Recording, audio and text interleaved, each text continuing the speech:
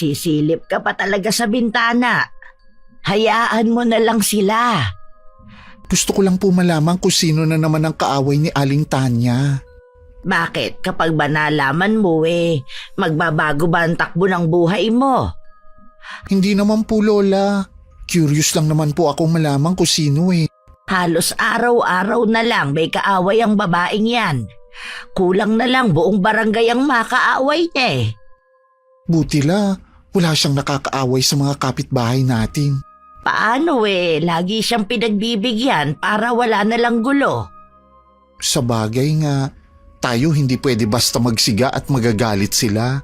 Pero sila, ayos lang gawin ang gusto nila.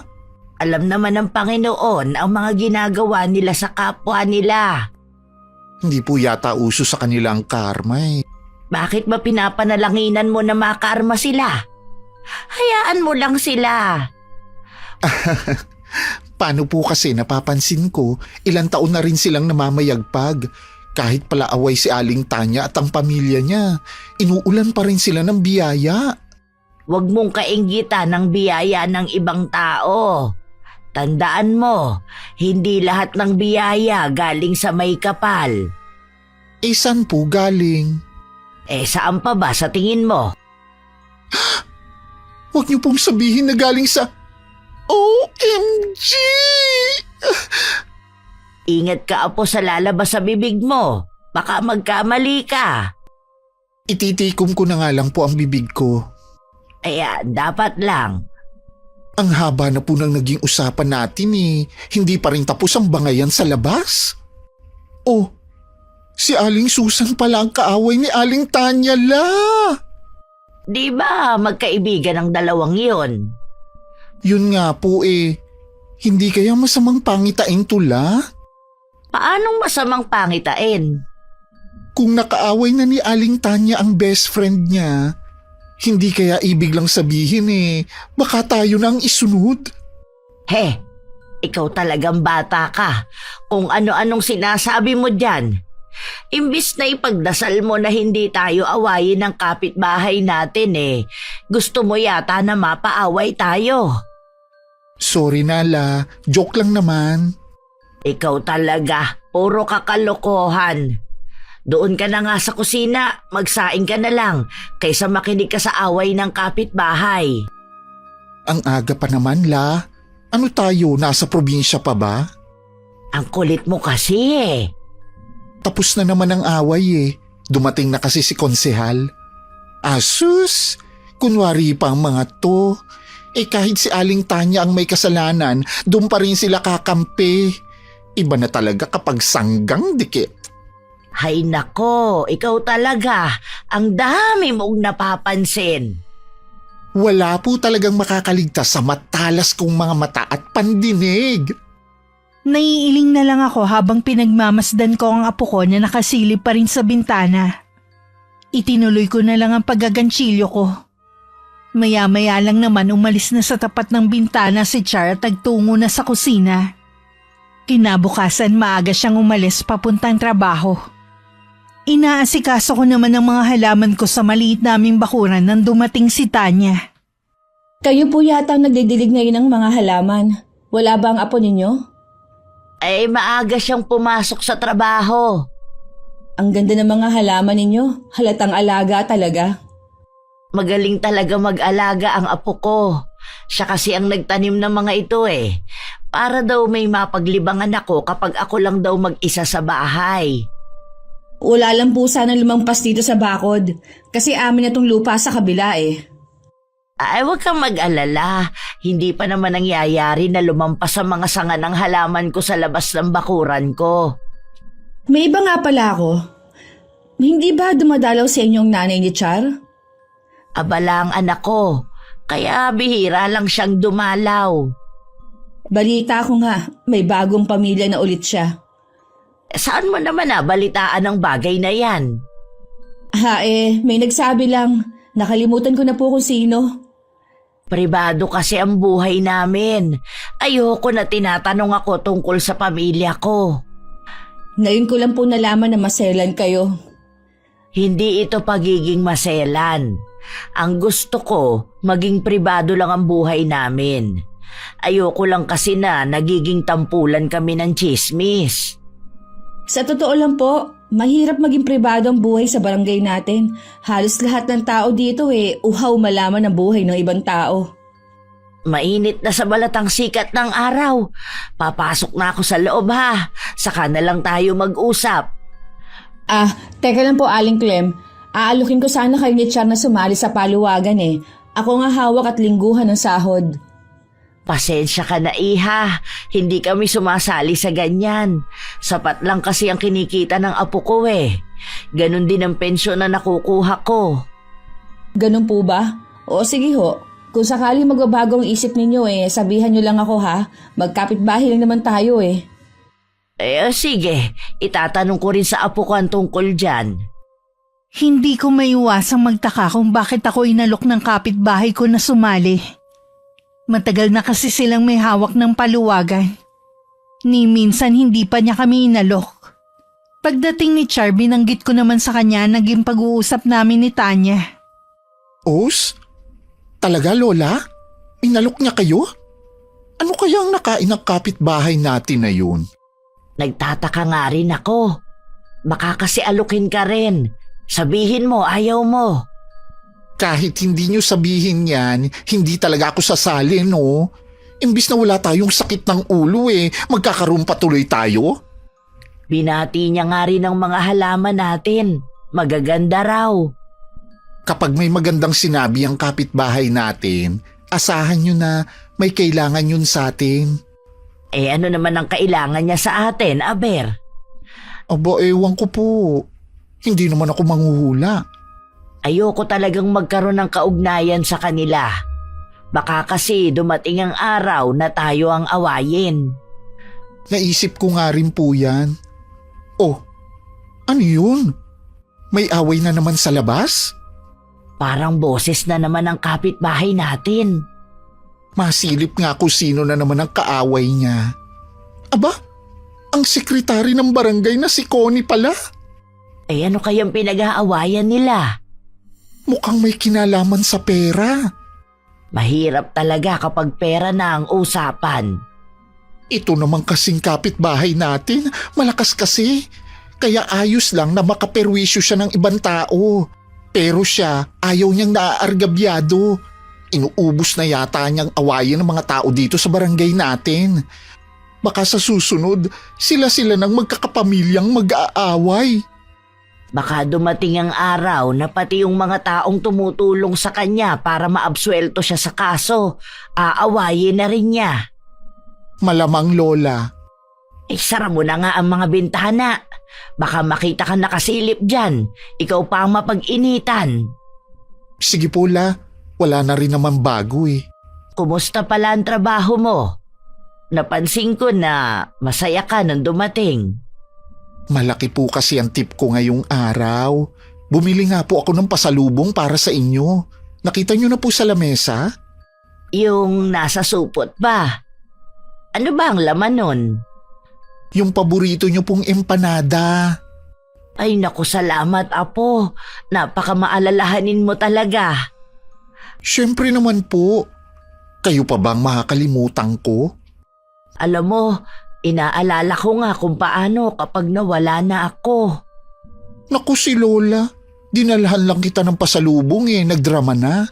Matagal pa po ang buhay niyo.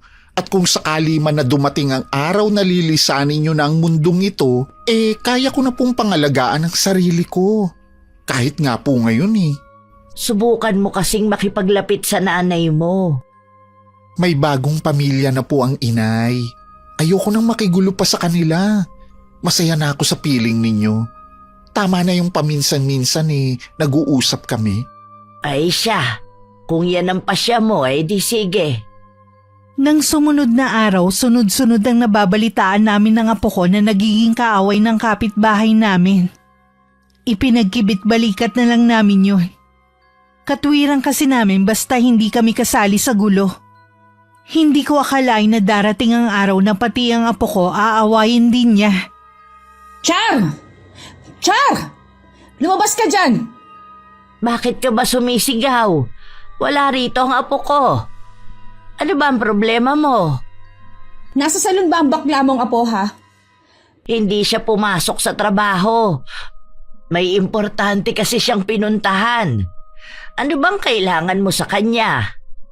May nakarating sa akin na ipinagkakalat niya na palaaway daw ako at bala ko ng awayin ng lahat ng mga tao dito sa barangay. Ano ba ang pakialam ng apo ninyo sa akin ha? Kung sino man ang nagsabi niyan sa'yo, iharap mo sa akin ngayon mismo. Bakit pa? Ang gusto ko lang namang malaman kung ano ang motibo ng apo ninyo para gawin yon. Ako na mismo ang nagsasabi. Hindi yan sinabi ng apo ko. Ngayon, iharap mo sa akin ang taong nagsumbong sa'yo. Hindi na nga Ay kailangan... bakit hindi? Dahil wala naman talagang taong nagsabi sa'yo. Gawa-gawa mo lang yan. Aling Clem, Nananahimik kami rito ha. Huwag mo kaming idamay sa magulo mong buhay. nananahimik din naman ako dito ha. Tapos may magsasabi sa akin nun. Ang pagsabihan mo ang nagsabi sa'yo kung totoo man. Huwag kang mag-iskandalo rito. Parang pinalalabas ninyo na sinungaling ako. Nagawa-gawa ko lang ang sinasabi ko. Ganon na nga ang mangyayari kapag hindi mo inilabas ang taong tinutukoy mo. Kung hindi ka marunong mahiya, bigyan mo kami ng kahihiyan ng apo ko. Tahimik at simple lang ang buhay namin. Ni minsan wala kaming inagrabyado na ibang tao. Alam yan ng mga taga rito. Pagsabihan nyo na lang ang apo ninyo. Huwag ka mong gumaya sa iba na mahilig mangyalam sa buhay na may buhay. Prendahan mo rin ang bibig mo, Tanya. Hindi sanay ang apo ko sa iskandalo. Huwag mo siyang itulad sa'yo. Matalas din pala ang dila nyo. Akala ko pa naman sadyang tahimik lang kayo. Depende sa kaharap ko. Kung kinakailangan ipamalas ko ang talas ng dila ko alang-alang sa apo ko, gagawin ko. Maipagtanggol ko lang siya.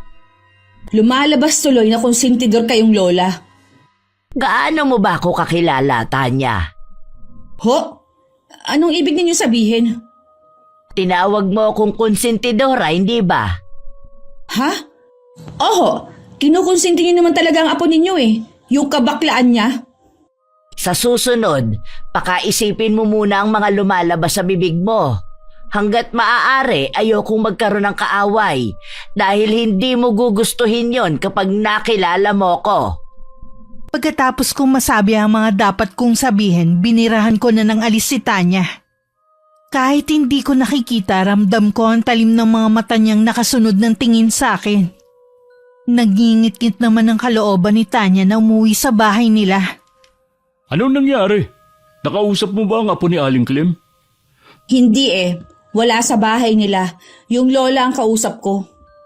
Sigurado ka ba na si Charan nagpakalat ng chismis tungkol sa'yo? Hindi. O hindi naman pala eh. Bakit sumugod ka dun? Anak ka naman ng... pinahiya mo lang ang sarili mo eh. Kilala maglola na yun na tahimik lang at walang kaaway. Sila pa napagdiskitahan mo.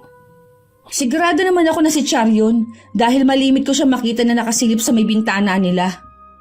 Malay mo naman curious lang yung tao. Kahit naman sino mapapasilip sa bintana kapag nakarinig na nag-aaway. Ipinagtatanggol mo pa talagang baklang yun. Hindi naman sa pinagtatanggol. Ayaw ko lang kasing uulitin mo yung pagsugod sa bahay nila. Mahirap yung mga away ka tapos wala naman palang ebidensya.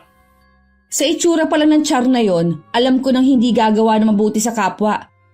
Sa salon pa siya nagtatrabaho, malamang doon niya pinagkalat. Huwag mong husgahan ng tao batay sa itsura niya. Alam mo, minsan naiisip ko kung talagang asawa kita eh. Kahit kailan kasi, hindi mo malang ako kinampihan. Paano kita kakampihan?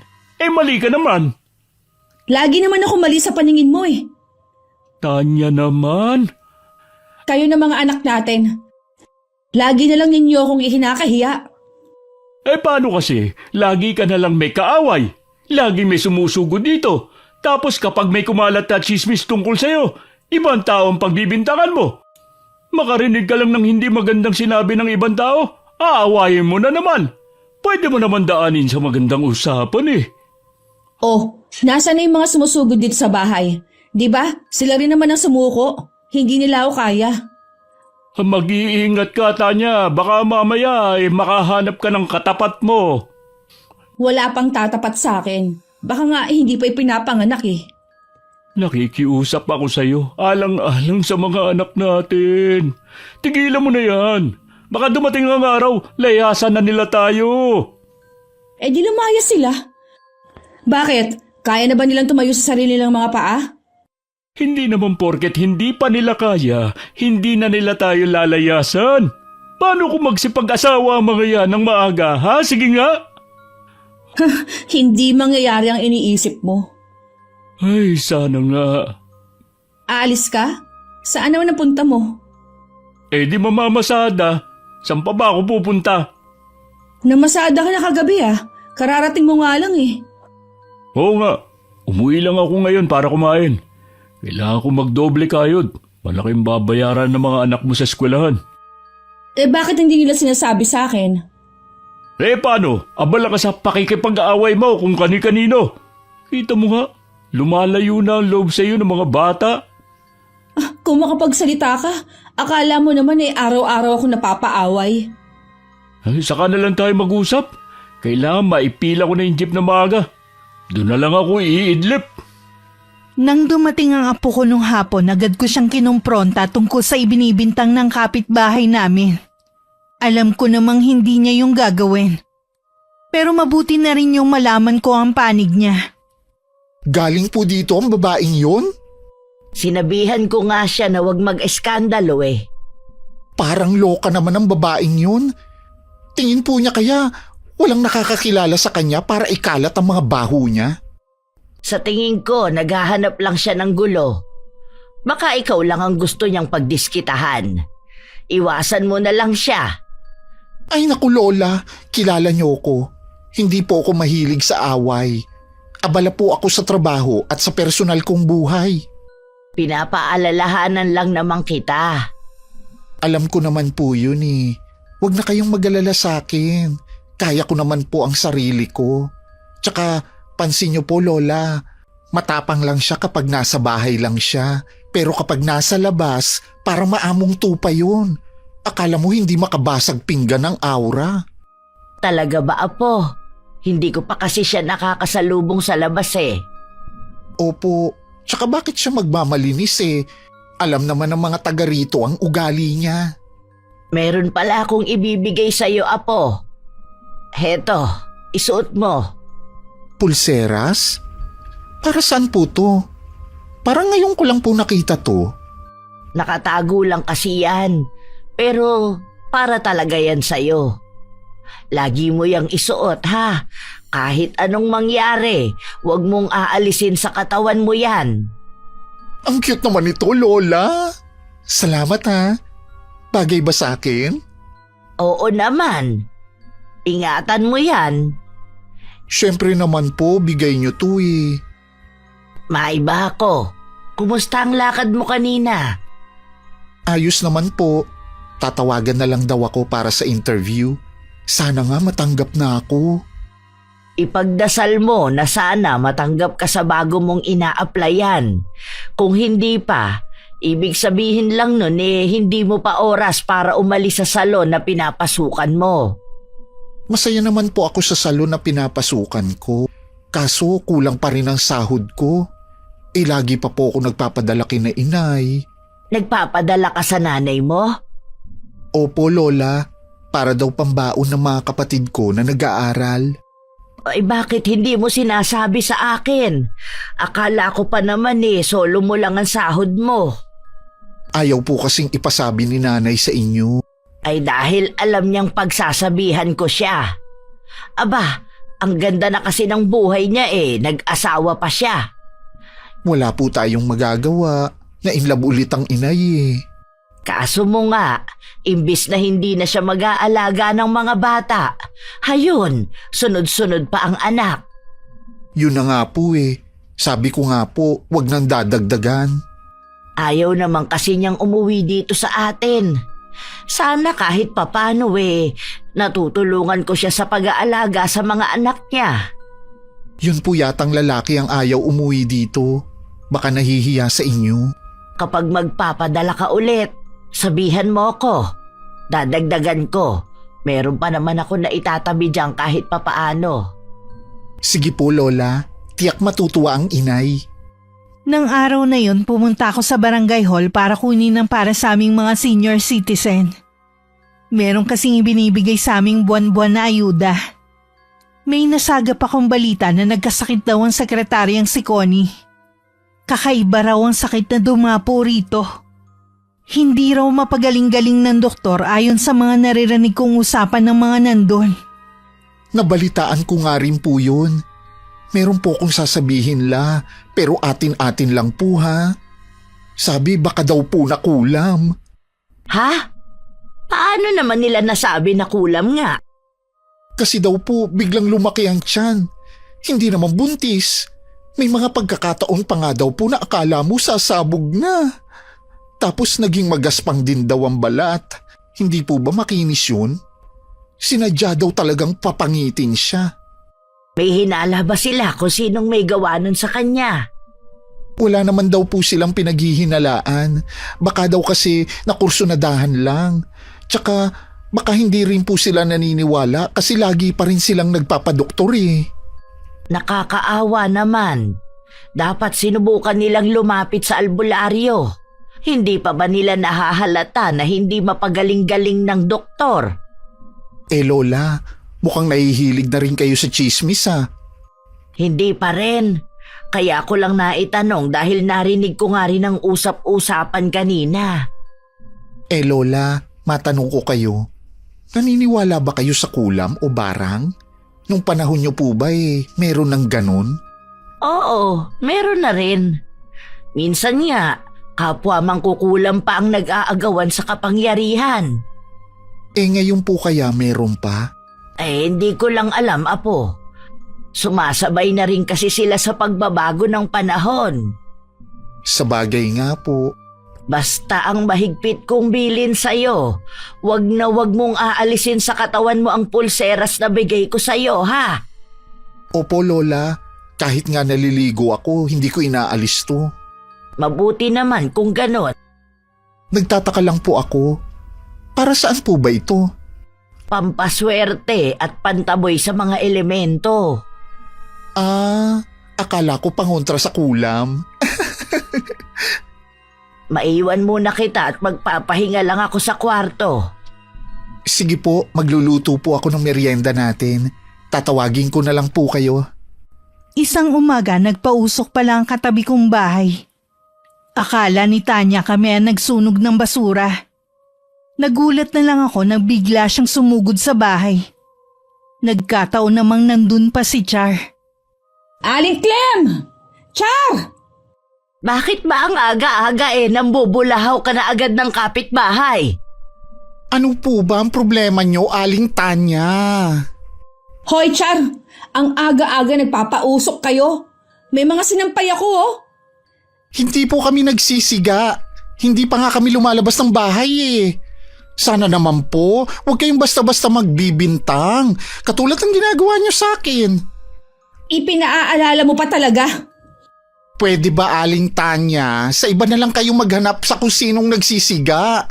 Kung gusto nyo, tingnan nyo pa yung bakuran namin. Talagang titingnan ko. Ibang klase rin talagang taong to. Sinabi na nga sa kanyang hindi tayo eh. Hayaan mo na, Apo, para tumigil na siya. O ano, may nakita ka bang siga? Wala. Pero sigurado akong dito galing yun eh. Nakakaabala na po kayo sa amin. Sa susunod wag po kayong basta-basta lang susugod dito. Pasensya na sa abala. Babalik na ako sa bahay. May naiwan kasi ako nakasalang eh. Humingi ng pasensya, parang labas naman sa ilong. Hayaan mo na siya. Tayo na sa loob. Nakakainis na kasi sila eh. Lahat yata ng sama ng ugali nasa kapitbahay natin. Tayo na lang ang magpasensya para walang gulo. Sino kaya ang nagsiga ng napakaaga? Itong kapitbahay natin. Minsan kasi gumagamit sila ng kahoy para makapagluto. Alam naman nila na sobrang sela ng kapitbahay natin eh. Tapos magkakahoy pa sila. Hindi mo naman sila masisisi rin. Kita mo nga na napakaraming anak. Baka naman nagtitipid din. Nakikita ko naman po yun na medyo hirap sila sa buhay. Ang mabuti pa, maligo ka na at papasok ka pa yata sa trabaho. Ay, oo nga po pala. Muntik ko na makalimutan. Si Aling Tanya kasi. Bilisan mo na ang pagkilos mo. Huwag ka nang manisi pa ng ibang tao. Kakaalis lang nun ng apo ko nang marinig kong inaaway ni Tanya ang katabi kong bahay. Nung una hinahayaan ko lang. Pero nang marinig kong nag-iiyakan na ang mga bata, hindi ako nakatiis at lumabas ako ng bahay. Tanya, humingi na sa'yo ng dispensa yung tao. Nagpaliwanag na rin siya. Hindi ka ba naaawa sa mga bata? Huwag ho kayong makialam dito, Aling Clem. Kami ang nag-uusap. Hindi mo naman kinakausap ang pobre eh. Pinagsasalitaan mo siya ng hindi kaaya-ayang salita. Bakit ba kayo nakikialam? Di ba mga pribadong tao kayo ng apo ninyo? Magkulong na lang kayo sa bahay nyo. Hindi ko kasi matiis yung ginagawa mo. Dahil ba sa hindi sila lumalaban? Baka po nakakalimutan ninyo kung sino ang pamilya ko dito. Alam ko naman, dating tinitingala kayo rito. Pero noon pa yon. Ngayon, iyang lupa na lang na kinatitirikan ng bahay nyo ang meron kayo. Kahit hindi na katulad dati ng pamumuhay namin, maimpluwensya pa rin kami dito. Ay, ako nang nakikiusap. Lubayan mo nang mag-iina. Wala naman silang laban sa iyo eh. Hoy! Huwag kayong pumasok sa loob ng bahay! Hindi pa ako tapos sa inyo! Tayo ang magtuos, Tanya. Hayaan mo na lang sila.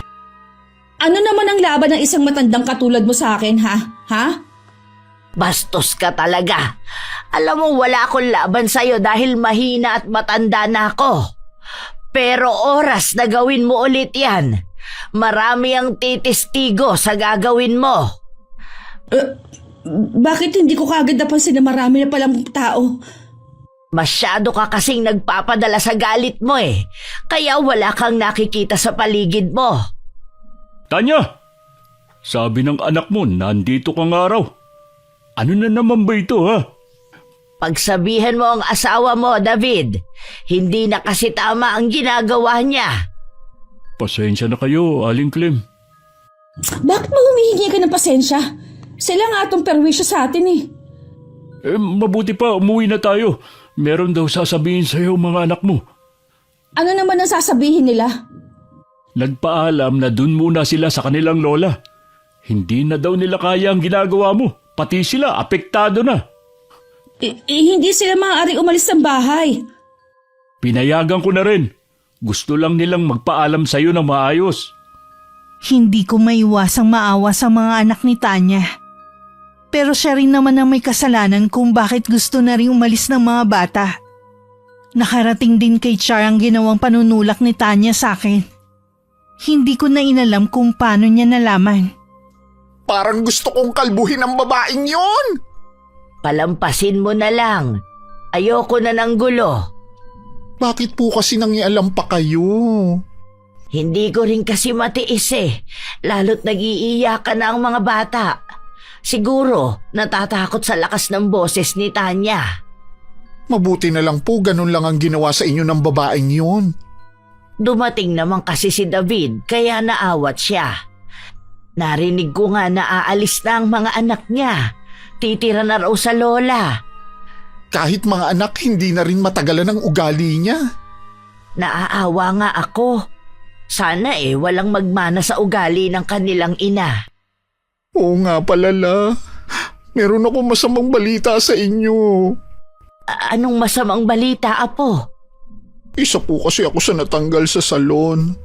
Kailangan po talaga magtanggal dahil mahina. Walang pampasahod sa mga tao. Marami na kasing nabibili online na ginagamit sa mga buhok kaya halos wala nang nagpupunta sa salon. Makakahanap ka rin ng bagong trabaho. Inaalala ko lang kasi ang pagpapadala kay inay. Kapag tumawag sa'yo, ako ang kakausap sa kanya. Sige po, bukas na bukas din magbabaka sakali akong maghanap ng trabaho habang hindi pa ako tinatawagan ng mga inaplayan ko. Habang wala ka pang nahahanap, Ako na munang bahala sa mga gastusin dito sa bahay. Ano na naman ang ingay na yun? Huwag mo na lang pansinin. Parang ako na lang ang sumusuko sa bunganga ng babaeng yun. Parang ginawa na lang libangan ng pakikipag-away. Malakas talaga ang loob ng kapitbahay natin dahil may kapit siya. Kailan kaya magbabago ang nanunungkulan dito? Kapag dayo walang boses, hindi pinapakinggan, basta bahala ka na lang sa buhay mo. Samantalang kapag taga rito at kadikit nila, kinakampihan pa nila. Kaya lumalaki ang ulo eh. Hindi sa lahat ng oras sa kanila papanig ang swerte. Ibig niyo pong sabihin, may karma din sila? Ganon na nga. Habang wala pang trabaho ang apo ko, naisipan niya muna mag-ihaw-ihaw sa tapat ng bahay namin. Sa ikatlong araw nagrereklamo na si Tanya sa amin. Binilinan ko naman ang apo ko na makipag-usap ng maayos para hindi na humaba ang gulo. Hoy, hindi ka pwede magtinda dito. Pumapasok ang usok sa loob ng bahay ko eh. Pwede niyo naman po siguro isara ang mga bintana at pinto para hindi pumasok ang usok. Pumapasok pa rin. Mahihi ka si David. Paano kapag lumala ang sakit niya? Tutulong ka ba sa pagpapagamot? Ano po ang gusto niyong mangyari, Aling Tanya? Kung hindi mo ililipat yung ihaw-ihaw mo sa ibang lugar, tumigil ka na sa negosyo mo. Ha? Ano po? Hindi ka naman siguro bingi, no? Aling Tanya, wala po akong trabaho sa ngayon, kaya po nagtsatsaga ako na magtinda para kahit papaano ay may kita ako. Kung hindi mo tatanggalin ang paninda mo, sa barangay tayo maghaharap. Bakit naman po kailangan paabutin pa sa barangay? Pwede naman tayong mag-usap ng maayos dito. Ang tigas kasi ng ulo mo eh. Ayaw mong sumunod na lang. Lahat na lang po inirereklamo nyo. Sana naman magkaroon kayo ng konsiderasyon sa kapwa nyo. Tigilan mo ako sa kaartehan mo. Oras na hindi mo yan alisin ngayon mismo, tatawag ako sa barangay. Sige po, ipapasok ko na nga ang mga paninda ko. Masaya na siguro kayo. Si Tanya ba yung kausap mo kanina? Opo, Lola. Bakit po kayo lumabas?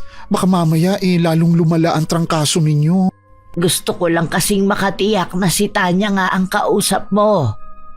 Siya nga po at gusto niyang ipatigil ang pagninegosyo ko. Pumapasok daw kasi ang usok sa bahay nila. Ito ngang kapitbahay natin na mas malapit hindi nagrereklamo eh. Gusto ko na nga po siyang patulan kanina kung hindi lang dahil sa bilin ninyo eh. Pasensya ka na, Apo. Gusto ko kasing iiwas ka sa gulo. Kahit naman po umiiwas, siya talaga ang lalapit. Kita niyo naman, nananahimik ako dito at naghahanap buhay. Gusto niya tumigil ako? Tama po ba yun? Sundin mo na lang, Apo. Pero huling beses na itong pagbibigyan natin siya. Sige po, Lola. Ililigpit ko na to. Buti na lang, konti lang ang natira. Kung hindi, sayang. Nang mga sumunod na araw, hindi naman kami ginugulo ng kapitbahay namin. Nababalitaan pa rin naman namin na lagi siyang may kaaway. Mabuti na lang sinusunod ako ng apo ko na wag nang patulan ng pagpaparinig ni Tanya. Anong ginagawa mo, Apo? Inaayos ko po tong mga gamit sa pagmamanicure. Baka po meron pong magpalinis sa akin. Mabuti na yung nakaredy na. Napakamadiskarte mo talaga sa buhay. Hindi na ako mag-aalala kung sakaling maiwan kang mag-isa. Hayan na naman po kayo sa pagsasalita ng akala nyo eh. Mawawala na kayo sa mundo. Matagal pa kayong mabubuhay. Alam ko naman yun. Natutuwa lang kasi ako dahil hindi ka katulad ng ibang kabataan na puro barkada ang inaatupag. Kailangan po talagang kumayod, lalo na't buntis na naman ang inay. Ha? Kailan mo siya nakausap? Kahapon po habang wala kayo. Ang galing ang tumiming ng inay. Tumatawag kapag wala kayo. Hindi niyo tuloy siya makausap. Pambihira talaga ang nanay mo, oo. Hindi man lang talaga nag-iisip. Iyon na nga po eh. Kung kailan umidad, tsaka naman dumami ang anak. Bali 5 na po niya yung ipinagbubuntis niya. Sus Mariosep, Nakalima na nga agad ang inay mo. Sabi ko nga po pwede naman dito na lang si Jonah. Kahit ako na lang ang magpaaral. Pag-iisipan pa daw. Baka daw kasi hindi na ako magpadala sa kanila kung nandito na ang isang kapatid ko. Ano bang merong pag-iisip yung nanay mo? Yun pa talaga ang inaalala niya. Lagi ko talaga ipinagdarasal na sana tumawag na sa akin yung isa sa mga inaplayan ko. Mangyayari din yan sa tamang panahon. Huwag kang maiinip at magsasawang manalangin. Opo, Lola. Isa nga sa ipinagpapasalamat ko yung iniwan ako sa inyo ng inay. Ako din naman, Apo. Ikaw ang nagbigay ng saya sa buhay ko. Naku, tama na nga Tula. Baka mamaya mag-iyakan pa tayo. Lalabas ka ba ngayon? Kapag meron pong nag-chat sa akin na magpapalinis. O ito, meron na ngang nag-chat. 2 pa sila. Sige Lola, aalis po muna ako ha. O sige, mag-iingat ka ha. Huwag mong kakalimutan na magdala ng payong. Naku, napakatindi ng init ngayon. Hinatid ko pa sa may labas ang apo ko. Hindi ako umaalis sa kinatatayuan ko hanggat natatanaw ko siya. Akma na sana akong papasok ng bahay nang tawagin ako ng kapitbahay namin. Ngiting-ngiti siyang lumapit sa akin habang seryoso lang ako. Oh, saan po pupunta ang apo ninyo? May nag-chat kasi sa kanya na may magpapalinis ng kuko. Kaya pupuntahan niya muna. Marunong po pala siya. Sa susunod sa kanya na lang ako magpapalinis para hindi na ako pupunta sa bayan. Sasabihin ko sa kanya kapag nakauwi na siya ng bahay. Sandali lang ho, Aling Clem. Huwag po muna kayo umalis. Magkwentuhan muna tayo. Meron ka pa bang sasabihin? Meron po. Papakiusap ko sana na kung maaari yung puno ng malunggay ninyo sa likod ng bahay pakiputol nyo na lang. Yung dahon kasi napunta sa amin. O sige, mamayang hapon ko na lang yan aasikasuhin. Baka ipautos ko na lang ang pagputol. Aling Clem. Anya, nandito ka lang pala. Magandang araw po, Aling Clem. Anong ginagawa mo dito? Sinundan kita. Maiwan ko na kayong dalawa. May gagawin pa kasi ako sa loob ng bahay. Sige po, Aling Clem. Bakit mo ako sinundan dito, ha? Baka kasi guluhin mo na naman ang maglola Kinausap ko lang naman kung pwedeng putulin ang puno nila ng malunggay sa likod. Nakakapagod ng lagi nagwawalis Pati ba naman yung nananahimik na puno ng malunggay inirereklamo mo? Lahat na lang. Yung mga manok ng kapitbahay, aso at pusa nila, usok. Sa susunod, ano na naman kaya irereklamo mo? Gusto mo lagi kang may kaaway Kita mo nga, iniiwasan na tayo ng mga tao. Bakit ba nakikialam ka sa akin, ha? Alam mo kapag hindi ka magbago, pati ako lalayasan na kita. Bakit ba gano'n na lang kung ipagtanggol mo maglolang yan, ha? Kasi nananahimik lang sila. Hindi porket pinagbibigyan kanila, ayos lang sa kanila mga ginagawa mo. Kung wala sa lugar ang pagreklamo ko, edi sana umalma ang mga yan. Hindi ka ba talaga titigil, ha? Kung hindi ha? Pues, bahala ka na sa buhay mo. Mag-isa ka sa bahay na yan. Teka lang, David. Seryoso ka ba? Oo, nakakapagod ka ng intindihin. David naman, mag-usap muna tayo. Bitiwan mo ang braso ko. Hindi mo na ako mapipigilan pa. Total naman, hindi ka nakikinig sa amin ng mga anak mo. Huwag mo naman akong iwan mag-isa dito sa bahay. Pare-pareho na lang talaga kayo ng mga anak natin. Hindi ako maintindihan. Ikaw ang nanay tapos gusto mo ikaw intindihin namin lagi. Gusto mo kasi suportahan namin yung ugali mo Uwi lang ako rito kapag nagbago ka na. Imbis na magbago si Tanya gaya ng gustong mangyari ng asawa, lalo pang lumala ang ugali niya. Natuto na rin siya magbisyo dahil walang pumipigil sa kanya. Isang araw nagulat na lang kami ng apo ko na marinig namin ng malakas niyang sigaw. Nagkatinginan na lang kami ng apo ko bago lumabas para harapin na nagwawalang babae. Malandi kang bakla ka! Salot! Kaya pala inaahas mo ang asawa ko! Teka, Aling Tanya. Hindi ko po alam ang sinasabi mo. Pwede niyo po bang ipaliwanag? Huwag kang magsinungaling pa! Merong nakakita sa inyo ni David! Huminahon ka, Tanya. Ano ba kasing ikinagagalit mo sa apo ko? Yang apo mo, ha? Nilalandi si David. Akala yata may mahihita siya. Hoy! Hindi ka papatulan ng asawa ko. Mahiya ka naman sa balat mo. Naku po, hindi ko po yan naiisip gawin. Malaki po ang respeto ko kay Mang David. Para ko na po siyang ama. Sinungaling! Bakit mo siya nilalandi kung ganon, ha? Kilala ko ang mga katulad mo. Mas keri pa sa tunay na babae. Huwag mong mainsu-insulto ang apo ko sa mismong bakura namin, Tanya. Kung sa tingin mo ay may maling ginawa ang apo ko, ako mismo ang kakastigo sa kanya. Dapat lang. Hindi yung kinukonsinti ninyong kabaklaan niya. Lola, wala po akong ginagawang masama. Hindi ko alam kung ano bang sinasabi ng babaeng to. May mga saksi kung paano mo hawakan ang braso ni David. Sobrang lapit pa na mukha mo sa kanya. Ano, itatanggi mo pa? Mali po kayo nang iniisip nyo sa akin. Inalalayan ko lang po noon si Mang David dahil nahilo siya. Dalawa kami noon. Yung kasama kong isa kumuha lang ng tubig. Nagpapalusot ka pa? Sa tingin mo maniniwala ako sa'yo?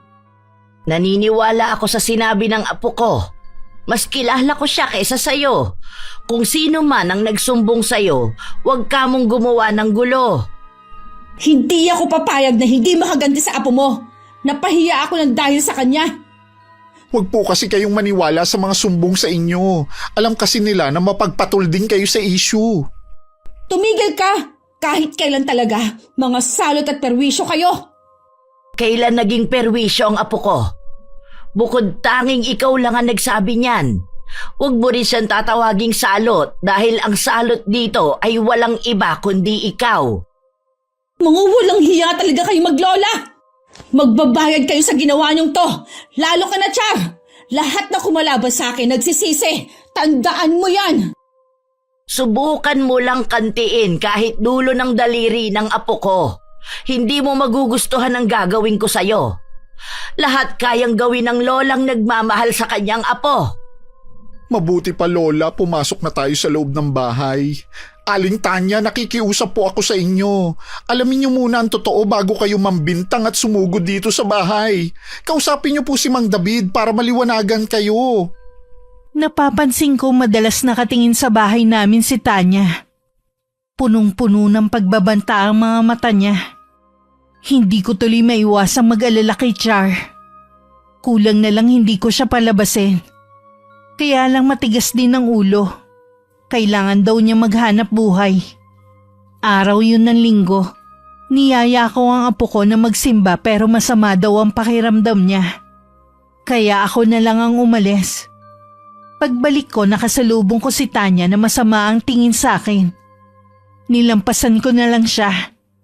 Pagdating sa bahay, inaapoy ng lagnat si Char. Ano ba ang masakit sa iyo, apo? Maliban sa mataas ang lagnat mo. Buong katawan ko po masakit.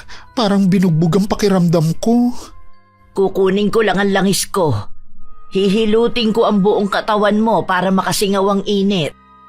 Kahapon okay pa naman ang pakiramdam ko.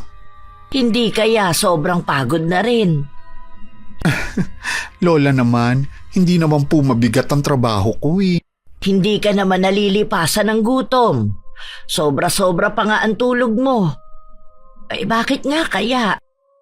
Baka naman nahawaan lang ako sa labas. La, pwedeng pahilot din ang tiyan ko. Sumasakit kasi. Teka, pahiran natin ang langis. Anong nangyari dyan? Matigas na parang tabla ang tiyan mo ah. Umiikot na rin ang paningin ko sa hilo. Nasaan nga pala ang ibinigay ko sa iyong pulseras? Suot ko pa rin po. Parang alam ko na kung bakit ka nagkasakit. Mabuti na lang suot mo yan, kundi mas malala pa ang mangyayari sa'yo. Ano pong ibig niyo sabihin? Saka ko na ipaliliwanag. Magpagaling ka muna, apo. Nandito lang ako sa tabi mo. Minsan ito po yung namimiss ko. Tuwing nagkakasakit ako sobrang alaga ninyo sa akin. Aba syempre naman, apo kita eh. Aalagaan kita kahit damulag ka na. Lola talaga. Ano pang masakit sa'yo? Itong ulo ko po parang binibiyak naman ngayon. Kanina parang pinupukpok. Hihilutin ko at tatapalan ko ng dahon. Salamat la. Sarap nyo talaga maghilot. Ngayon naman inaantok na ako. O wag mong pigilan ang antok mo. Sige na, matulog ka na. Pagkising mo, magaling ka na. Nang makita ko nakatulog na ang apo ko, saka ako lumabas ng kwarto niya. Lumabas ako ng bahay. Pero sakto namang dumating si Tanya. Nakangiti siyang lumapit at binati ako. Saan po ang punta ninyo, Aling Clem? Sa tindahan lang sana. May bibilin lang na panahog sa lulutuin kong ulam.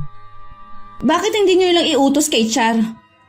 Natutulog pa kasi ang apo ko eh. Tanghali na nasa higaan pa rin siya.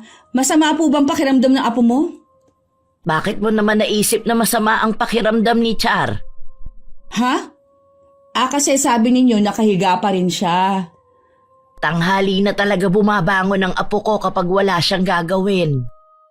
Bala ko po sana magpalinis sa kanya ng mga kuko. May lakad kasi ako mamaya eh. Bakit sa apo ko pa ikaw magpapalinis? Marami naman dyan na pwede mong kausapin. Ano po, kasi mas malapit kayo sa bahay namin. Tsaka tulong ko na rin sa kanya. Pagkatapos mong manggulo dito, pagbintangan ng apo ko na nilalandi ang asawa mo. Baka nakakalimutan mo, pinagbantaan mo rin siya. Kalimutan na lang natin ang nangyari. Wala na po yun sa akin. Hindi ako ganun kadaling makalimot, lalo't sangkot ang apo ko. Bakit ba parang kayo pang nagmamalaki ngayon ha? Aba, apo mo na nga ang may atraso sa akin eh. Walang atraso ang apo ko sa'yo o kahit kanino. Natural, apo mo. Kaya pagtatakpan mo mga kalokohan. Huwag mong ubusin ang pasensya ko, Tanya. Kilala mo ko pero hindi mo alam ang kaya kong gawin. Binabantaan niyo ba ako, Aling Clem? Baka hanggang salita ka lang. Ano bang magagawa ng isang matandang katulad ninyo? Marami akong kayang gawin kaya huwag mong subukan kantiin ni dulo ng daliri ng apo ko. Magkakasubukan tayo. Bakit ang tapang niyo yata ngayon, ha? Dahil apo ko na ang pinupuntirya mo. Hindi po yan totoo. Hindi ako basta nagagalit kung walang ginagawang masama ang apo ninyo. Hindi mo nga kayang patunayan yung mga ibinibintang mo eh. Nasanay ka kasi na laging pinagbibigyan. Hindi sa lahat ng oras, laging nakapanig sa'yo ang swerte. Dahil marami nang dumadaang mga tao kaya siguro na nahimik na lang si Tanya. Sumagi tuloy sa isip ko marunong din pala siyang mahiya. Sa tindahan nga ako nagpunta at binilhan ko ng makakain si Char. Sigurado kasing gugutumin siya pagising niya. Nung hapon gaya ng inaasahan agad na naghanap ng pagkain si Char. O dahan-dahan sa pagsubo, baka naman mabilaukan ka. Wala ka naman kaagaw sa pagkain eh. Pakiwari ko bala, ilang araw na akong walang kinain. Tingnan niyo yung kamay ko, hindi pa rin tumitigil sa panginginig. Kaya nga nagluto ako ng paborito mo at nagsaing ako ng marami. Baka po maubusan ko kayo ng kanin, Lola. Ayos lang, pwede naman akong magsaing mamaya.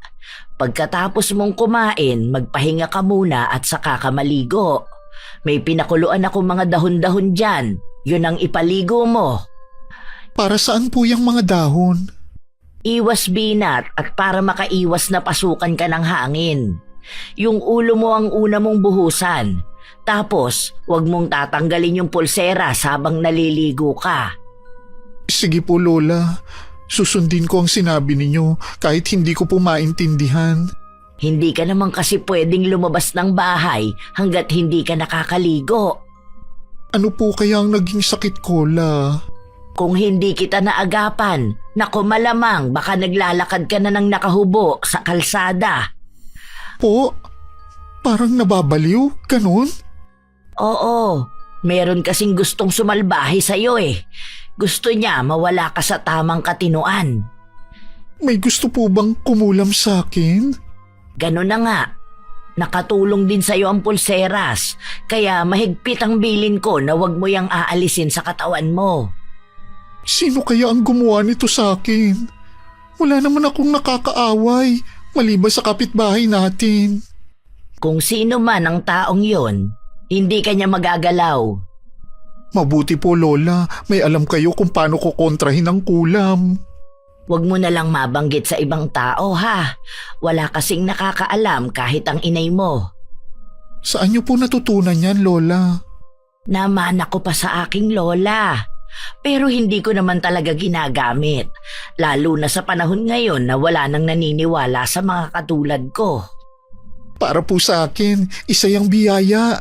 Ang swerte ko po talaga sa pagkakaroon ng lolang katulad ninyo. Siya, bilisan mo na sa pagkain mo.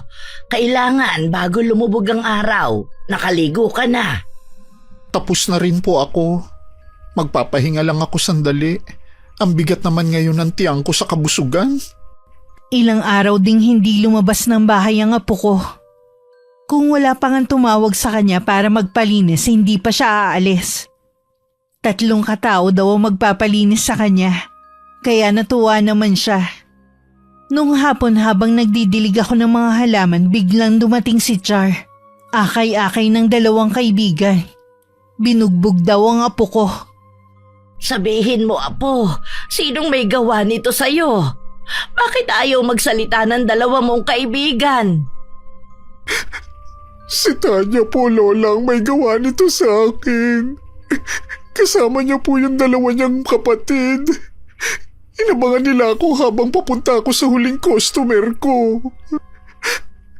Sinabihan ko na siya, pero hindi siya nakinig sa akin.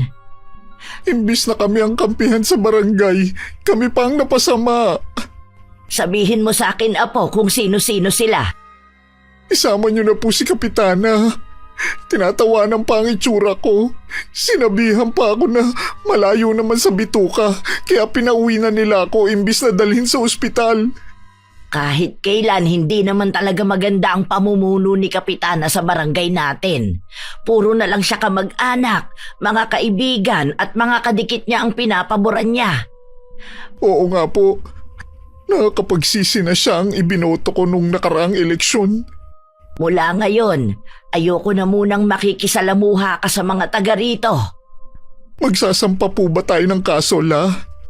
Wala rin namang mangyayari eh. Hindi rin naman natin makukuha ang hustisyang nararapat sa iyo. Kung ganun po, hahayaan na lang natin. Ako ang magbibigay ng hustisya sa iyo. Uumpisahan ko kay Kapitana. Ano pong gagawin niyo, La? Mabuti pang wala kang nalalaman, apo. Magpahinga ka na muna. Lola, may kumakatok po.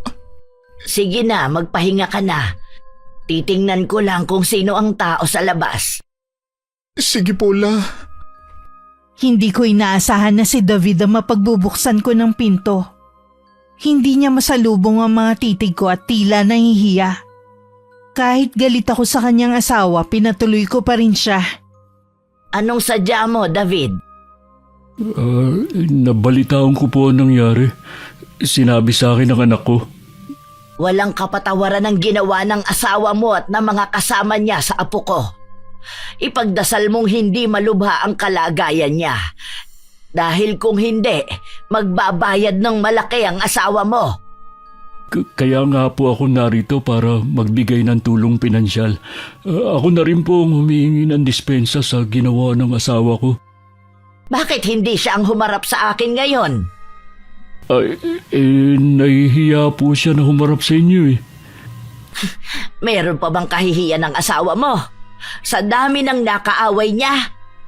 Pinagsabihan ko na rin po siya. Pinaliwanagan ko na rin na hindi totoong bintang niya sa apo niyo. Katunayan nga po niyan, nagpapasalamat pa ako kay Char. Kung hindi dahil sa kanya, baka mas malala pa nangyari sa akin. Noon mo pa sana yan sinabi sa asawa mo. Hindi na sana umabot sa ganito. Nagagalit din po kasi ako sa kanya kaya hindi ako nakikipag-usap. Patawarin niyo po ako. May kasalanan din ako sa nangyari. Hindi nagtagumpay ang asawa mo na kulamin ng apo ko, kaya binugbog na lang niya. Akala mo ba hindi ko alam ang sikreto ng asawa mo? Paano niyo po nalaman ang tungkol sa bagay na yan? Huwag ninyong maliitin ang kakayahan ko. Hindi niyo ako lubusang kilala. Nang gabing yon habang magkausap kami ni David, dumaing na matinding pananakit ng ulo si Char at pagsusuka. Kaya napilitang kaming dalhin siya sa ospital. Lumabas sa CT scan na may namumuong dugo sa utak niya. Kailangan di umano siyang operahan sa lalong madaling panahon. Sa tindi ng galit na nararamdaman ko ni ayaw pumatak ng mga luha ko. Nangako naman si David na siya ang gagastos sa lahat. Kahit nung magpaalam siyang uuwi muna ni hindi ko man lang siya sinulyapan. Bakit ngayon ka lang umuwi? Dinala namin sa ospital si Char, kaya ngayon lang ako. Asus, nagpadala pa talaga. Sobrang arte naman ng baklang yun. Kailangang operahan si Char dahil sa pamumuo ng dugo sa ulo niya. May mga nakapagsabi na hinampas mo ng kahoy yung si Char. Nadala na kasi ako ng galit ko. Hindi ko alam kung nagawa ko ba talaga yun. Oo, ginawa mo. Tingnan mo resulta ng pakikipag-away mo. Paano kung mamatay ang apo ni Aling Clem? Anong gagawin mo? Hindi ko nga sinasadya. Kasalanan naman kasi niya eh. Paano naging kasalanan ni Char? Kasalanan niyan tulungan ako nang mahilo ko na hindi mabagok ang ulo ko? Anong sabi ng doktor? Gagaling daw ba si Char? Kailangan muna siya maoperahan para matanggal ang dugo sa utak. Doon pa lang malalaman ang resulta. Saan naman kaya sila kukuha ng pampaopera? Nag-iisip ka ba talaga? Ha? Sino ba sa tingin mo dapat managot? Natural, inako ko na lahat ng gastusin sa pagpapagamot kay Char. Hindi mo naman yun gagawin eh. Ano? Saan naman tayo kukuha ng pera? Hindi naman tayo mapera eh. Yun na nga eh. Hindi tayo mapera, pero ang lakas ng loob mo na manakit ng kapwa mo. Ilang beses ko bang sasabihin sa'yo na hindi ko ginusto ang nangyari? Hindi mo nga ginusto, pero plinano mo muna na kulamin si Char. Nung hindi ka nagtagumpay, pinagtulungan niyo siyang bugbugin.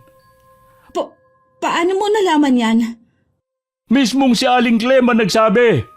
Mukhang matagal na niyang alam ang sikreto mo. Kaya siguro hindi tumalabang kulam na ginawa ko sa apo niya. Baka may alam din siya na pangontra. Posible.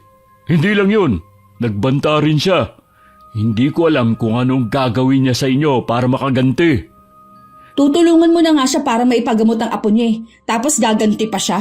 Kung ipapakulong niya ako, hindi lang ako ang dapat na ipakulong niya, pati mga kasama ko. Hindi mo ba naiintindihan ang sinabi ko? Lahat kayo pagbabayarin niya sa nangyari sa kanyang apo. Hihingi na lang ako ng tulong sa mga kamag-anak namin para maabsuelto ako sa kaso. Kung sakaling magreklamo yan si Aling Clem. Kung nakinig ka lang sana noon sa akin, hindi na aabot sa ganito lahat. Huwag mo na nga akong sisihin pa. Nangyari na eh. Humanap na lang tayo ng solusyon. Ibebenta ko ang jeep para pandagdag sa gastusin sa ospital. Ha? Pero doon mo kinukuha ang panggastos sa mga bata. Paano mga anak natin? Ang pag-aaral nila. Baka tumigil muna sila sa pag-aaral. Hindi pwede. 1 taon na lang magtatapos sa si Reggie sa college. Anong gagawin ko? May naiisip ka ba solusyon? Subukan mo mangutang kay Kapitana. Tutal, dahil sa kanya kaya malakas ang loob mong gumawa ng gulo dahil alam mong lagi kang kakampihan. Bakit kailangan mangyari to? Pati mga anak natin apektado. Noon pa naman sila apektado. Pero nakinig ka ba sa pakiusap namin? Sarili mo lang iniisip mo. Ikaw ang gumawa ng problema, pero lahat tayo damay. Napahagulgol na lang sa takot at pag-aalala si Tanya. Ni sa panaginip kasi, hindi niya akalaing hahantong sa ganun ang ginawa niya. Kinabukasan dumalaw muli sa ospital si David dala ang malaking halaga. Naoperahan na rin si Char. At tagumpay naman na naalis ang namumuong dugo sa utak niya. Kumusta na po si Char? Hindi pa siya gumigising. Hindi pa rin siya pwedeng lapitan. Ay, hindi ko man lang mahawakan ng kamay niya para maramdaman niya na nandito lang ako sa tabi niya. Naiintindihan ko po kayo. Kailanman ay hindi mo ako maiintindihan dahil hindi ka pa nalagay sa ganitong sitwasyon. Kaya nga po ako narito para damayan kayo. Alam ko po na wala dito ang kaisa-isa niyong anak. Hindi ko kailangan ng simpatsya galing sa'yo. Hindi mo mapapawi ang nararamdaman ko dahil sa ginawa ng asawa mo. Kung magsasampa po kayo ng reklamo, hindi ko naman kayo pipigilan. Wala akong planong magsampa ng kaso. Salamat po. Hintayin nyo na lang ang matinding balik ng ginawa ng asawa mo. Kung plano niyo po na ikalat ang nalalaman niyo sa asawa ko, wala naman pong maniniwala sa inyo. Baka mapagkamalan pa kayong baliw. Nagpapasalamat ako sa pinansyal na tulong na ibinigay mo. Pero hindi sapat yon para kalimutan ang lahat. Nararamdaman ko po na may iba kayong plano. Kung ano man po yun, isipin niyo rin si Char. Hindi niya rin gugustuhin na maging masama kayo. Kahit anong sabihin ni David, sarado na ang isipan ko para makinig. Buo na ang desisyon ko. Oras na gumaling si Char, tsaka ako naman sisimulan ng plano ko. Samantala, hindi naman mapakali si Tanya. Naroon pa rin ang takot sa dibdib niya na baka bigla na lang may dumating na pulis at damputin siya. Alisin mo na yung takot mo na baka makulong ka. Wala siyang balak talagang magsampa ng kaso. Baka naman balak niyang ipagkalat ang nalalaman niya tungkol sa akin. Hindi niya yung gagawin. Walang maniniwala sa kanya. Humingi ba ulit siya ng pera? Hindi siya humingi. Ako na nagkusa na bayaran ang gastusin nila sa ospital. Dahil sa kanila, nawala ang lahat sa atin. Hindi rin makakapag-aral ang anak natin. Ay sana naman, maging aral na to sa'yo. Hindi lahat ay pwedeng daanin sa away, sa init ng ulo. Oo na, paulit-ulit ka na lang eh. Bakit ba parang ikaw pa ang galit? Ako na nga lumutas sa problema mo eh. Sana umalis na yan maglola na yan dito. Magpakalayo-layo na lang sila habang nakikita ko sila. Lagi ko lang maaalala ang ginawa nila eh. Talagang sila pa ang sinisisi mo? Sino ang sisisihin ko? Wala ka na talagang pag-aasa. Imbis na magbago ka at magsisi ka na sana. Puro galit pa rin ang nasa puso mo. Ano pa bang gusto mo ha? Napagamot na naman natin ang apo niya. Sobra-sobra pa nga naging kabayaran eh. Ang gusto ko sana maging mabuti ka ng tao. Lumapit ka pa rin sa maglola at humingi ka ng kapatawaran. Nako, hindi na. Sobra naman yata yun. Sino ba sila? Bahala ka na nga. Hindi lang ulo mo matigas eh. Pati ang puso mo. Saan ka na naman pupunta? Ay ngayong wala na tayong sariling jeep, makikipasada na lang ako sa kumpare ko. Marami tayong dapat bayaran. Dapat nga maghanap ka na rin ng trabaho eh. Ano naman kaya mapapasukan ko? Wala naman akong alam na trabaho. Kahit ano, basta marangal at pwede makatulong sa mga anak mo. Wala namang amor sa akin ng mga anak natin. Bakit pa ako magtatrabaho para sa kanila? Alam mo kung bakit lumayo ang loob nila sa'yo. Kasalanan mo rin. Ako na lang ang lagi mong sinisisi. Sino ba dapat? Ito na lang ang huling beses na tutulungan kita, ha? Tanda mo, wala ka nang maaasahan sa akin. May 1 buwan na rin mula nang maoperahan ang apo ko. Kasalukuyan lang siya nasa bahay at nagpapagaling pa rin. Marami pa rin ang bawal niyang gawin. Alam kong naiinip na siya pero kailangan sundin ang utos ng doktor. Kahit po ba sa labas ng bahay, bawal pa din? Hindi ka pa nga pwedeng maglakad-lakad. Baka makasama yun sa'yo. Gusto ko na rin kasing makita si Aling Tanya. Hindi na siya dumadaan sa tapat natin. Lagi ring sarado ang bahay nila. Mukhang umiiwas siya eh. Sige na po Lola, maglalagay lang ako ng plastic na upuan. Naiinip na talaga ako dito sa loob ng bahay eh. Sige na nga. Tamang-tama, magdidilig din ako ng mga halaman. Salamat la, pinagbigyan niyo ako. Ako na ang magdadala sa upuan. Dahan-dahan ka lang sa paglalakad. Lola, may nagkukumpulan. Mukhang may pinag-uusapan sila. Hindi ka na nasanay sa mga tao na yan. Si Kapitana daw, na-aksidente at patay na. Para ka na ring nakagante, Apo. Teka lang Lola, makikinig lang ako. Sige lang, magdidilig lang ako dito. Ang tindi pala nang nangyari sa kanya. Naghahalusinasyon daw na hinahabol siya ng napakaraming insekto bago sinalubong ang paparating na kotse. Nalulungkot ka ba? Hindi naman po. Sa totoo lang la, may galit pa rin po ako sa kanila. Sana nakakapagtrabaho na ako ngayon, pero dahil sa kanila, alagain patuloy ako ngayon. Hindi naman habang buhay na alagain ka eh. Mahaba lang ang pahinga na kailangan mo. Wala akong mapaglibangan kundi ang makinig sa tsismisan ng mga tao sa tapat natin. Kahit papano nakakabalita ka. Naaalala ko tuloy kung paano ako pagtawanan ni Kapitana noon. Siguro, mas nakakatawa ang itsura niya ngayon dahil sa lasug-lasug daw kasi ang katawan. Akala niya kasi kaya siyang iligtas ng posisyon niya sa barangay. Siguradong matatakot na ang ibang gumawa sa'yo ng masama. Natatakot sila dahil baka sila naman ang balikan ng karma? Yun po bang ibig niyong sabihin? Oo Apo, ganun na nga. Nang mahimbing na ang tulog ni Char, bumangon na ako sa higaan. Gabi-gabi ko yung ginagawa nang hindi namamalayan ng apo ko. Sa likod ng bahay, dun ko isinasagawa ang orasyon para sa paghihiganti sa mga taong gumawa ng masama sa apo ko.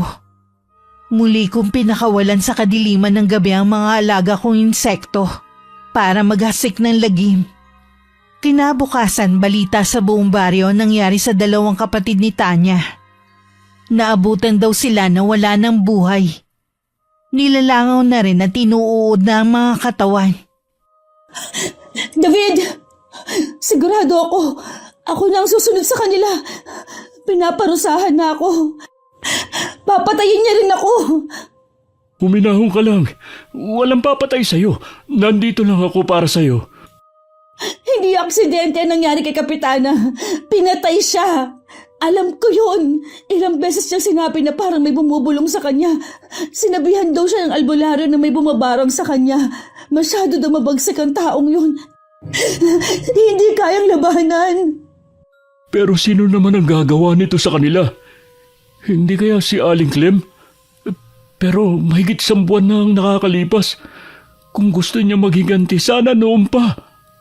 Wala nang ibang gagawa nun kundi ang matandang yon.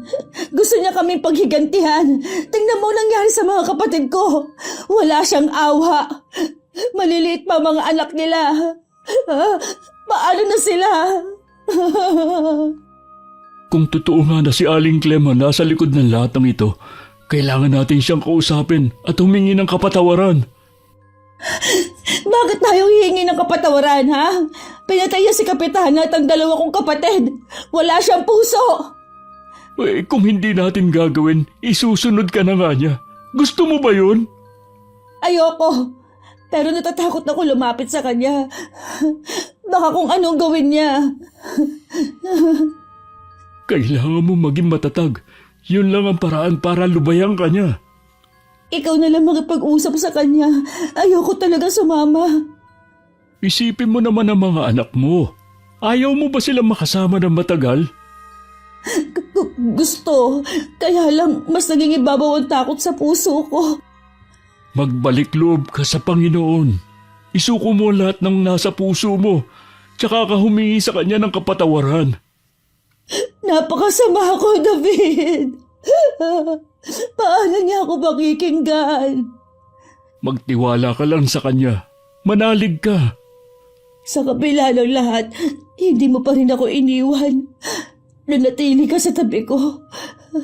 Patawarin mo ako kung hindi man ako naging mabuting asawa at ina ng mga anak natin. Ang mahalaga, nagsisi ka na. at handang magbago. Nang araw na yun, isang kakaibang karamdaman ang dumapo kay Tanya. Bigla na lang siyang nanigas at hindi makatayo. Nagkaroon na rin ng mga sugat ang buong katawan niya at may masangsang na amoy na lumalabas. Nararamdaman ko na hindi na ako magtatagal. Matutulad din ako sa dalawa kong kapatid. Oras na lumabas sa mga insekto sa mga sugat ko. Yun na ang katapusan ko. Huwag mo sabihin yan. Kailangan ka pa namin ng mga bata. Sabihin mo na lang sa kanila na mahal ko sila. Patawarin ka mo nila ako kung hindi ako naging mabuting ina. Tinawagan ko na sila. Papunta na sila rito. Pakisabi rin kay Aling Clem at Char. Patawarin nila ako. Nagsisisi na ako. Pupuntahan natin sila. Hindi ako maaaring lumabas sa bahay nito. Oras na gawin ko yun, mapapabilis lang ang kamatayan ko. Gusto ko pang makita ang mga anak ko sa huling sandali. Ako na lang ang pupunta sa bahay ni Aling Clem. Nandito na pala mga anak natin. Oh, bantayan niyo muna ang mama niyo, ha? May kailangan lang akong gawin. Hindi na sinagot ni David ang mga tanong ng mga anak. Nagmamadali na siyang lumabas ng bahay patungo sa amin. Nang mga oras na yon, kasalukuyan kami nagkukwentuhan ni Char nang dumating siya sa bahay namin. Anong ginagawa mo rito? Alam ko po na kayo ang bumabarang kay Tanya. Lumuluhod po ako sa inyong harapan. Patawarin niyo na po ang asawa ko. Lola, totoo po ba na may alam kayo sa pangbabarang? Oo, Apo. Gusto kitang ipaghiganti sa mga taong gumawa sa'yo ng masama.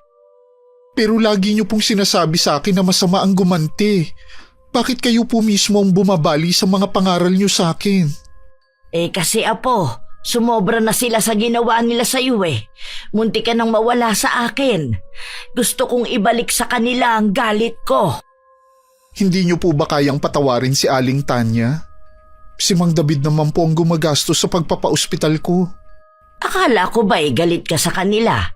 Hindi ka rin naaawa sa sinapit nila. Dahil akala ko po sa natural sila namatay. Hindi ko po alam na kayo ang may gawa nun. Ayoko po na maging masama kayo. Wala akong lola na masama. Patawarin mo ko, Apo. Nagpadala ako sa matinding galit ko. Nagpatong-patong na ang nararamdaman ko sa puso ko eh. Ako na lang ang parusahan niyo, Aling Clem. May kasalanan din ako sa nangyari sa asawa ko. Hindi ko siya nagawang kontrolin sa ginagawa niya sa kapwa niya. Pero maniwala po kayo. Nagsisisi na siya ngayon. Tinatanggap na niya ang kanyang kamatayan. Sapat na sa kanya na makita sa huling sandali ang mga anak namin. Sa kabila ng pagiging mambabarang ko, gusto ko pa ring mamuhay ng normal. Patawarin mo ko kung may mga buhay nang nagbayad. Kung nalaman ko sana na mas maaga, napigilan sana kita lola sa mga plano mo. Dahil sa akin kaya mo naisip na barangin sila. Huwag mong sisihin ang sarili mo. Ang punot dulo nito ay walang iba kundi si Tanya. Ang ugali niya ang dahilan kung bakit tayo umabot sa ganito. Magkaganon man, patatawarin ko siya alang-alang sa apo ko. Babawiin ko ang sumpa ko sa kanya. Salamat po, Aling Clem. Tatanawin ko po malaking utang na loob ang ginawa niyong ito. Char, salamat din sa'yo. Ikaw ang dahilan kung bakit nagbago ang isip ng lola mo. Wala po yun. Ginawa ko lang po ang tama. Babalikan ko na po mag-iina ko sa bahay. Salamat lola. Binawi niyo ang barang kay Aling Tanya. Bigyan pa rin po natin siya ng pagkakataon na magbago. Kaya lang, meron nang nakakaalam ng sikreto ko. May palagay po ako na hindi sila magsasalita. Nakita naman nila ang bagsik ng kapangyarihan niyo. Hindi sila mangangahas na ipagkalat ang nalalaman nila. Tama ka, Apo. Sige na, matulog ka na. Kailangan mo pa ng maraming pahinga para manumbalik ang lakas mo. Samantala nadatnan ni David na nag-iiyakan ng kanyang mag-iina. Nawala na rin ang mga sugat sa katawan ni Tanya. Kinabukasan din pumunta ang mag-asawa sa bahay. Umiiyak na yumakap sa amin ng apo ko si Tanya. Patawarin niyo po ako, Aling Clem. Char, pinagsisisihan ko na po ang mga nagawa ko. Napatawad ka na namin ng apo ko. Patawarin mo rin ako kung 3 tao ang nawala ng dahil sa akin. Kasalanan ko po kung bakit nangyari sa kanila yon. Walang dapat sisihin kundi ako. Huwag po kayong mag-aalala. Wala kaming pagsasabihan sa totoo ninyong pagkatao. Salamat kung ganon. Mahirap man kalimutan ang pangyayaring ito. Sana, ibauna natin sa limot ang lahat. Opo, Aling Clem. Sana umpisa na rin ang magandang samahan nating magkakapitbahay ang pangyayaring ito. Pangako po, magiging mabuti na akong kapitbahay sa lahat. Isang matinding aral na sa akin ang pangyayaring ito sa buhay ko.